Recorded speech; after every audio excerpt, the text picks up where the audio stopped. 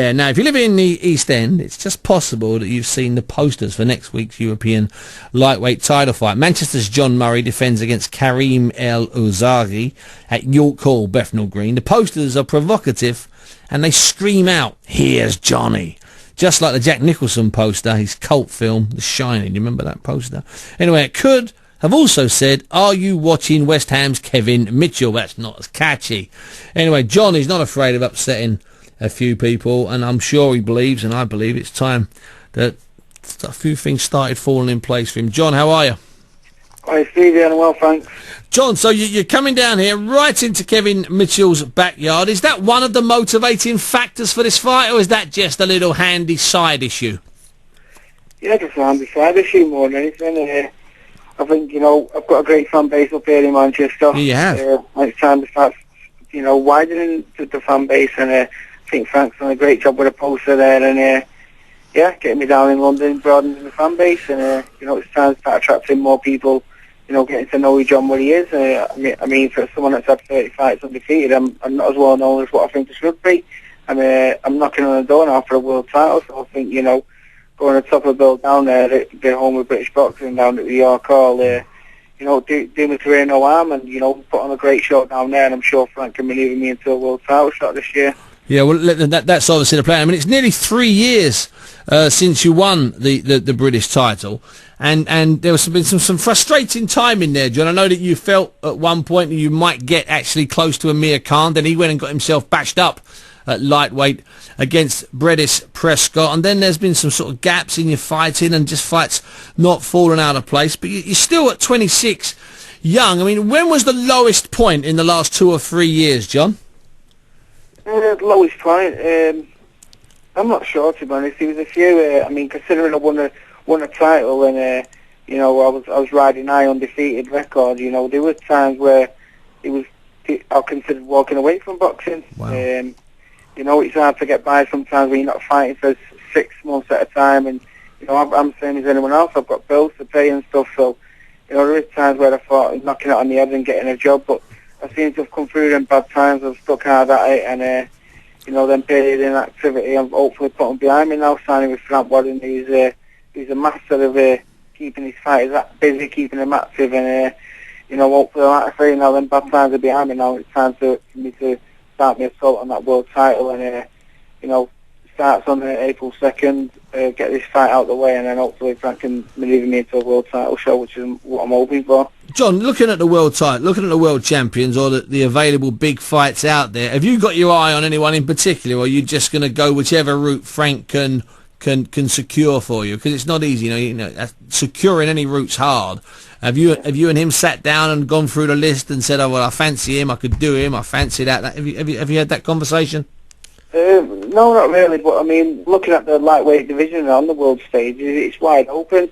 I mean, you've got Soto, the WBC champion, who's I think I've heard a rumour he's moving up a weight, and the WBC have currently got the rank number 2. So I don't see no reason why it can't be me against the WBC number 1 at DeMarco for the vacant title. That'd be a great fight, and one that I'm sure that I could win as well. And one that I'm sure that Frank would make sure that he brings back to this country, possibly in your hometown at the MEM, which of course is where we've had some of our biggest nights in the last 30 years. Are you? I know it's water under the bridge now, John, and I know he's changed weights, and I know that he's off doing his stuff. But does it upset you slightly that you never got that chance in 2008 when you were the British champion and Amir Khan was the mere lightweight pretender from Manchester? Does it bother you that you never got your chance to fight him, John? I mean, we offered to fight him a few times. I know you did.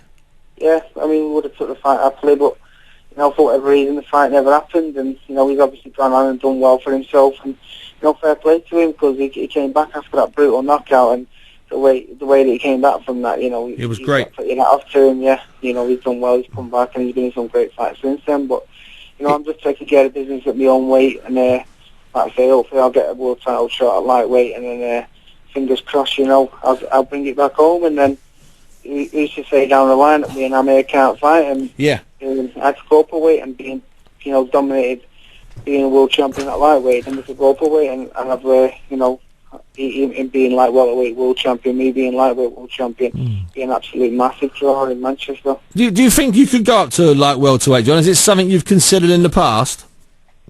I mean, I'd go to light welter if there was a big enough opportunity for me, and I think me and Amir Khan, it's such a big fight, then it'd be a shame for it not to happen, so I'd be happy to move up a division for that fight. But at the moment, as it stands, I make lightweight quite comfortable, so I'm happy to stay at lightweight. Now, and finally, before I let you go, if I'm not mistaken, when you box next Saturday, the 2nd, against Karim El Ouazghari in defence of your European title, if you win, and I think you're a favourite to win, and I think you're going to win and look good, and I think the fans will like you because you're an old school fighter. If I'm not mistaken, it's Joe Gallagher, your trainer's 45th consecutive win with different fighters. Is that correct? Yeah, that's right. Yeah, something like that. It's a great record that our gym's got going at the minute, and like I say, it's everyone's in the gym, everyone's working hard together, and everyone's bouncing off each other now, and you know, everyone's pushing everyone on, and that's why the record's as good as what it is. It's great banter in the gym, and it's great camaraderie in the gym as well. So showing the way to do it, John. Yeah, so we're all pushing each other, we're all getting behind each other, and nobody wants to be the one that lets the side down. So like I say, we're all in form at the minute, and success breeds success, and that's what's happening at our gym at the minute. It's a great gym, it's a great place to be at. It does, you know, success breeds success, and it makes things happen. Listen, John Murray, it's been an absolute pleasure talking to you. I'll see you next week at York Hall when you defend your European lightweight titles. Tickets are still available for that. If you've never been to York Hall, it's one of those places. It's like Wembley, or you know, you want to go to places like that. It's like Catford Dogs, which is gone. It's been raised. Wimbledon Dogs. You want to go to these places. That was John Murray talking to me a bit earlier on.